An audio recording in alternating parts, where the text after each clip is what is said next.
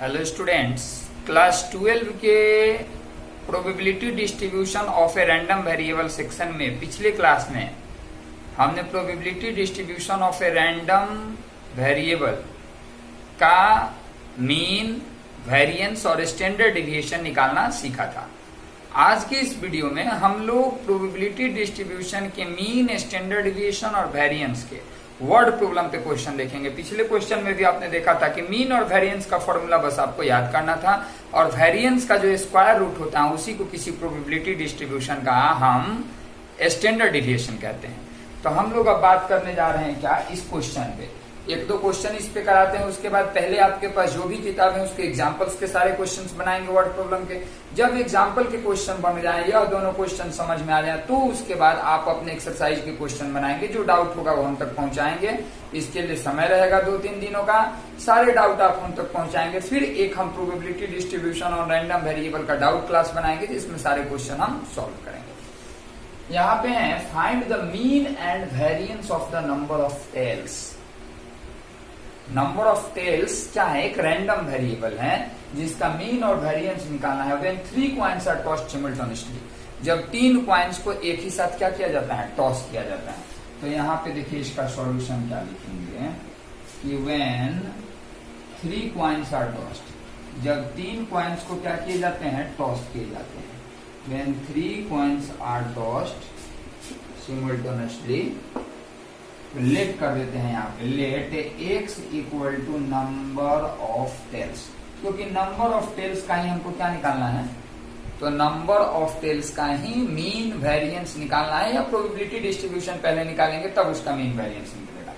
तो therefore possible values of x, therefore possible values of x के possible value, जब 3 सिक्कों को एक साथ फेंका गया, x है नंबर ऑफ टेल्स, तो x का पॉसिबल वैल्यू क्या हो सकता है? 0, मतलब एक भी टेल नहीं आया, चारों पे, तीनों सिक्कों पे हेड आ जाए, या फिर एक पे टेल आए, 2 पे हेड आए, या फिर क्या हो सकता है? 2 हेड, या फिर हो सकता है 2 टेल, या फिर 3 टेल। जब 3 सिक्कों को फेंकेंगे तो x जो है वह रिप्रेजेंट कर रहा है नंबर ऑफ टेल्स, तो नंबर ऑफ टेल्स का वैल्यू 0, 1, 2 या फिर 3 हो सकता है। यानी 3 सिक्कों को फेंकने पे या तो एक भी टेल नहीं होगा, या फिर एक टेल आएगा, या फिर कितने 2 टेल आएंगे, या फिर 3 टेल आएगा, है ना। अब यहाँ पर क्या होगा? एस इक्वल टू, तो एस इक्वल टू क्या होगा बताइए? तो जब 3 सिक्कों को हम फेंक रहे हैं तो सैंपल स्पेस क्या होगा? तो सैंपल स्पेस हो सकता है एच मतलब तीनों हेड आ जाए, या फिर एच टी, या फिर हो सकता है एच टी एच, या हो सकता है फिर एच और यहाँ पे हो सकता है टी, या फिर इसी तरह टी, या सैंपल स्पेस आप नहीं भी लिखेंगे तो चलेगा, लेकिन हम लिख रहे हैं ताकि आपको बेहतर समझ में आए। टी, उसके बाद टी, फिर हो जाएगा टी, और फिर हो जाएगा टी, यानी कि जब 2-3 सिक्कों को एक साथ फेंकते हैं तो सैंपल स्पेस यानी पॉसिबल आउटकम यही है जो आपके सामने लिखे हुए हैं। यह सब क्या है? Possible outcome. अब सबका प्रोबेबिलिटी यानी कि 0 टेल, एक भी टेल नहीं आने की प्रोबेबिलिटी क्या है? 1 टेल आने की प्रोबेबिलिटी क्या है? 2 टेल आने की प्रोबेबिलिटी क्या है? 3 टेल्स आने की प्रोबेबिलिटी क्या है? और बिना सैंपल स्पेस लिखे हुए भी इस क्वेश्चन को बनाने का एक तरीका है, जिस तरीके को इसके बाद वाले क्वेश्चन में हम लोग देखेंगे। आप किसी भी दोनों में से किसी मेथड को जो आसान लगता है उसको फॉलो अप कर सकते हैं। यहाँ पे therefore probability of x equal to 0, मतलब एक भी टेल नहीं, तो बिना एक भी टेल नहीं है वैसे कितने आउटकम है? तो आप देख सकते हैं बिना टेल वाले यानी जिसमें 0 टेल्स है वैसा कितना आउटकम है? केवल 1, और टोटल पॉसिबल आउटकम कितने हैं? 8। अब हम बात करेंगे probability at x equal to 1, यानी कि एक टेल आने की प्रोबेबिलिटी क्या है? x क्या है? नंबर ऑफ टेल्स, तो एक टेल आने की प्रोबेबिलिटी यानी px1, तो एक टेल वाले आउटकम कितने हैं? 1, 2, 3, तो यहाँ पे हो जाएगा 3/8। Probability of x equal to 2, तो 2 टेल वाले कितने आउटकम है? जिसमें 2 टेल्स हैं, तो 2 टेल्स वाले आउटकम्स हैं 1, फिर 2, 3, तो यह भी कितना हो जाएगा? 3/8। और probability of x equal to 3, यानी तीनों टेल आए वैसे कितने आउटकम है? तो 1 यानी 1/8। तो therefore probability distribution of, therefore probability distribution of number of tails is as follow. नीचे दिया हुआ प्रोबेबिलिटी डिस्ट्रीब्यूशन, तो प्रोबेबिलिटी डिस्ट्रीब्यूशन इसका कैसे निकालेंगे, तो यहाँ पे प्रोबेबिलिटी डिस्ट्रीब्यूशन में एक जगह लिखते हैं x और नीचे लिखते हैं हम लोग px। x यहाँ लिख दिए px। x के वैल्यू कितने हैं, तो 0, 1, 2 या फिर 3। x का वैल्यू 0 है तो उसके लिए px का वैल्यू है 1/8, इसका वैल्यू है 3/8, इसका वैल्यू है 3/8 और इसका वैल्यू 1/8। यह प्रोबेबिलिटी डिस्ट्रीब्यूशन हुआ एक क्वेश्चन और जो आपके 2016 या 17 के बोर्ड एग्जाम में आया था। इसी तरह से क्वेश्चन था, find the probability distribution, mean और वेरिएंस नहीं निकालना था, find the probability distribution of number of tails when 3 coins are tossed simultaneously. यानी 3 सिक्कों को एक साथ फेंका गया तो नंबर ऑफ टेल्स का आपको क्या निकालना है, प्रोबेबिलिटी डिस्ट्रीब्यूशन निकालना है। तो नंबर ऑफ टेल का जब प्रोबेबिलिटी डिस्ट्रीब्यूशन निकालने के लिए कहा गया तो यही हो गया नंबर ऑफ टेल्स का प्रोबेबिलिटी डिस्ट्रीब्यूशन। अब मीन और वेरिएंस निकालना है, तो therefore mean mu equal to, तो मीन का फॉर्मूला जानते हैं, मीन म्यू इक्वल टू क्या होता है, सिग्मा एक्स आई में पी एक्स आई को क्या करेंगे, इंटू करेंगे आई इक्वल टू 1 से लेके कहां तक, n तक।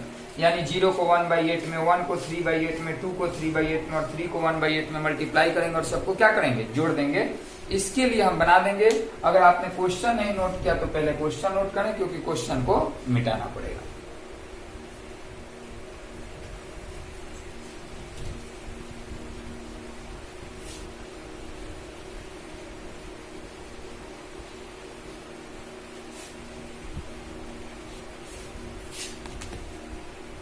देखिए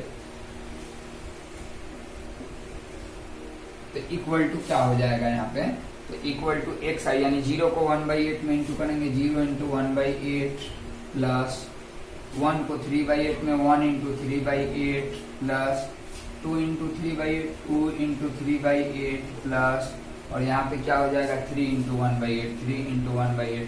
तो 0 के साथ इंटू हुआ तो 0 ही हो गया, या हो गया 3/8 प्लस 6/8 प्लस 3/8, सबको जोड़ दिए तो 3 3 6 6 12/8 12/8, यानी इसको हम लिख सकते हैं 3/2 यानी 1.5।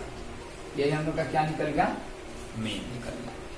अब इस मीन के बाद अगर आप चाहते हैं कि इसका स्टैंडर्ड डिविएशन निकाला जाए, सॉरी वेरिएंस निकाला जाए, स्टैंडर्ड डिविएशन तो वेरिएंस का स्क्वायर रूट हो जाएगा।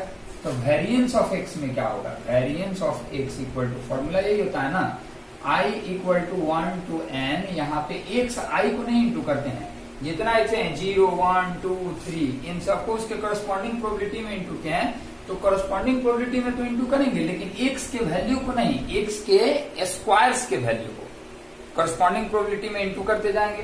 तो वही xi स्क्वायर में इंटू करते हैं pxi में, और इसमें से सिग्मा यानी म्यू ही लिख देते हैं, म्यू के वैल्यू के स्क्वायर को क्या कर लेते हैं, माइनस कर लेते हैं। अब xi स्क्वायर यानी 0 square into 1/8 plus 1 square into 3/8 plus और क्या हो जाएगा, तो 2 square into 3/8 2 square into 3/8 plus 3 square into 1/8 और माइनस 1.5 का स्क्वायर। आप सबको जोड़ेंगे तो यह 0 हो जाएगा, 3 12 15 और 9 24/8 24/8 माइनस 1.5 का स्क्वायर, 24/8 यानी 3 हो जाएगा, 3 माइनस 2.25 यानी 0.75। यह क्या हो गया, वेरिएंस हो गया। तो एक क्वेश्चन में इसमें क्या क्या पूछ सकता है, आपको प्रोबेबिलिटी डिस्ट्रीब्यूशन निकालने के लिए पूछ सकता है, मीन निकालने के लिए पूछ सकता है, वेरिएंस निकालने के लिए पूछ सकता है और फिर स्टैंडर्ड डिविएशन भी निकालने के लिए पूछ सकता है। स्टैंडर्ड डिविएशन जब निकालने के लिए पूछेगा तो उस कंडीशन में आपको वेरिएंस का क्या कर देना होगा, स्क्वायर रूट कर देना होगा। आप इस क्वेश्चन को नोट कर सकते हैं। फिर एक अगले क्वेश्चन का हम लोग प्रोबेबिलिटी डिस्ट्रीब्यूशन तक बनाएंगे, उसके बाद आप आगे बनाएंगे।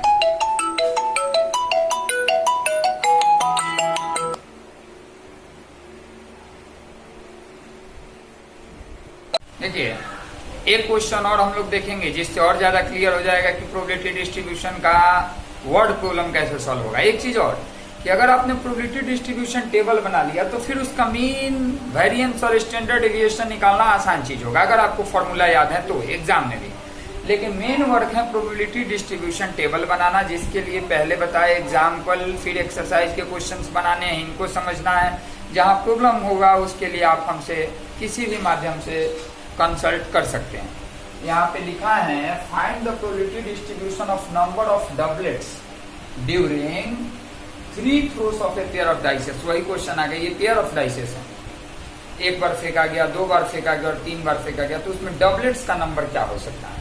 तो यहाँ पर let x equal to number of doublets, number of doublets, x क्या है, नंबर ऑफ डबलेट्स, और इसके बाद क्या है, therefore possible values of x, possible values of x equal to x के पॉसिबल वैल्यू 0, 1, 2 या फिर 3। जब 3 बार पेयर ऑफ डाइसेस को फेंका गया तो हो सकता है तीनों बार में से किसी बार भी डबलेट ना आया हो सकता है 1 बार डबलेट आया, हो सकता है 2 बार डबलेट आया हो, या हो सकता है कि तीनों बार डबलेट नहीं आया हो। तो x यानी नंबर ऑफ डबलेट का वैल्यू 0, 1, 2 या फिर क्या हो सकता है 3 हो सकता है। दूसरी चीज, इसमें आगे बढ़ते हैं पॉसिबल वैल्यूज ऑफ x के बाद, तो हमें क्या मिलेगा इसके बारे में देखिए। When a pair of dice is thrown, जब एक पेयर ऑफ डाइस को हम क्या करते हैं, थ्रो करते हैं, फेंकते हैं, तो probability of getting doublet, doublet आने की प्रोबेबिलिटी क्या होती है, गेटिंग डबलेट, डबलेट आने की प्रोबेबिलिटी होती है, क्योंकि हम जानते हैं टोटल जब 2 डाइसेस को, पेयर ऑफ डाइसेस को फेंकते हैं तो पॉसिबल आउटकम 36, जिसमें डबलेट वाले आउटकम होते हैं 6। तो जब एक पेयर ऑफ डाइस को हम फेंकते हैं तो उसमें डबलेट आने की प्रोबेबिलिटी होती है 6/36, यानी यह कितना हो गया, तो 1/6। जब एक पेयर ऑफ डाइस को फेंका जाता है तो उसमें डबलेट की प्रोबेबिलिटी कितनी हो जाती है, 1/6।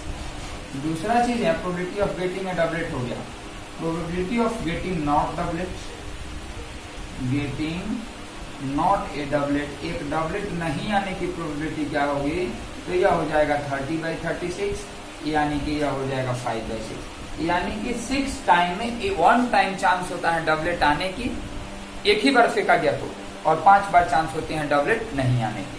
तो अब आपको करना क्या है कि 3 बार फेंका गया है पेयर ऑफ डाइस को, एक डाइस नहीं फेंका जा रहा है, पेयर ऑफ डाइस, और कितने बार दोनों को फेंका गया, 3 बार। तो क्या प्रोबेबिलिटी है कि एक भी बार तो डबलेट नहीं आएगा, क्या प्रोबेबिलिटी है कि 1 डबलेट आएगा, क्या प्रोबेबिलिटी है कि 2 डबलेट आएगा, और क्या प्रोबेबिलिटी है कि 3 डबलेट आएगा। इस चीज पे हम लोग बात करने जा रहे हैं, इसको देखेंगे कि इसको हम लोग कैसे सॉल्व करेंगे। करना यह है कि सबसे पहले therefore probability of x equal to 0, मतलब एक भी टेल नहीं आया, इसकी प्रोबेबिलिटी क्या है कि पहले बार भी फेंके, एक भी डबलेट नहीं है, पहले बार भी फेंके तो डबलेट नहीं आया, दूसरे बार में भी डबलेट नहीं आया, और तीसरे बार में भी डबलेट नहीं आया। तो पहले बार में डबलेट ना आना, दूसरे बार में डबलेट ना आना, और तीसरे बार में डबलेट ना आना, ये तीनों इंडिपेंडेंट इवेंट है। क्योंकि ऐसा नहीं कि पहले बार में अगर डबलेट आ गया तो दूसरे, डबलेट मतलब क्या कि दोनों डाइसेस पे सेम नंबर, 1, 1 आ गया, 2, 2 आ गया, 3, 3 आ गया, इन सबको डबलेट कहते हैं। तो अगर पहले वाले पे डबलेट आ गया तो दूसरे पे डबलेट आने का चांस ना कम हुआ ना फिर ज्यादा हुआ, दूसरे पे डबलेट आ गया तो तीसरे पे डबलेट आने के चांसेस ना कम हुए ना ज्यादा हुए, इसलिए तीनों इंडिपेंडेंट इवेंट हैं। तो हम जानते हैं कि अगर 3 इंडिपेंडेंट इवेंट हैं, तीनों का इंटरसेक्शन निकालना है, मतलब तीनों के एक साथ होने की प्रोबेबिलिटी क्या है, तो तीनों को हम क्या करते हैं, मल्टीप्लाई करते हैं। तो यहाँ probability of x equal to 0, यानी एक भी डबलेट ना हो, तो पहला वाला भी डबलेट ना हो, यानी 5/6 इंटू दूसरा वाला भी डबलेट ना हो और तीसरा वाला भी डबलेट ना हो, यानी यह हो जाएगा 125/260।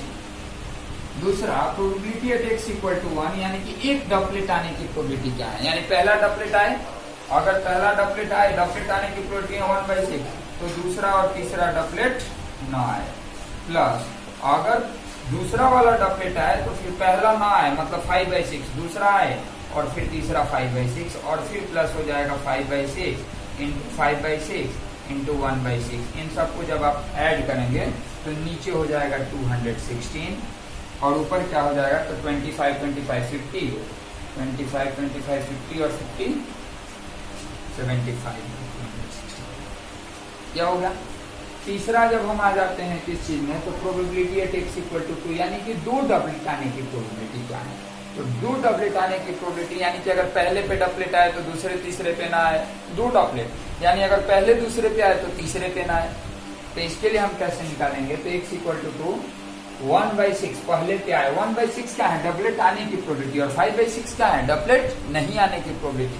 तो यहाँ पे हम दो डबलेट के बारे में बात करें तो 1/6 इंटू 1/6 और नहीं आया यानी 5/6, फिर प्लस 1/6 इंटू 5/6 इंटू 1/6 और फिर प्लस क्या हो जाएगा, तो 5/6 इंटू 1/6 इंटू 1/6। इन सबको आप जोड़ेंगे तो 15/216 आएगा। और finally probability of x equal to 3, यानी कि तीनों डबलेट आए तो पहला डबलेट 1/6 1/6 1/6 यानी कि 1/216 हो गया। Therefore probability distribution of number of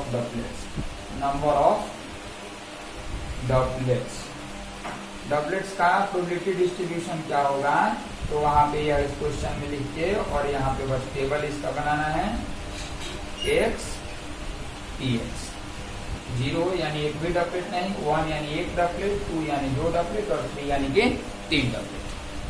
0 doublet, एक भी डबलेट नहीं आने की प्रोबेबिलिटी 125/216, एक डबलेट आने की प्रोबेबिलिटी कितनी है 75/216 और दो डबलेट आने की प्रोबेबिलिटी कितनी है तो 15/216 और यह क्या है 1/216। ठीक है, आपको अगर आंसर चेक करना है तो यह कर सकते हैं कि सबको ऐड कीजिए और सबको ऐड करके देखिए कि इनका वैल्यू 1 आ रहा है कि नहीं आ रहा है।